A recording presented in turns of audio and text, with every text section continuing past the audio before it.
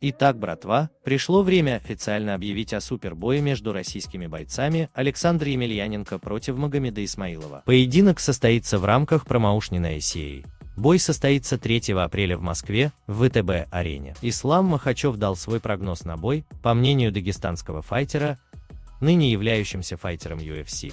Высказал свое мнение, что Мага уже во втором раунде финиширует Александра Емельяненко. Главное преимущество Маги над Александром – это молодость и борьба. Магомед Исмаилов опубликовал пост в Instagram. Ну что, дорогие друзья, пришло время удивлять. Все, кто не верит в меня, держите в руках нижнюю челюсть. Гаас! Братва, а как вы думаете, кто окажется сильнее, Магомед Исмаилов или Александр Емельяненко? Ждем ваши комментарии относительно того, кто сильнее и кто, по-вашему, выиграет в этом супербое. Напомним, что бой пройдет на ACA 107 3 апреля в Москве, на ВТБ-арене. Скорее всего, формат поединка будет 5 по 5.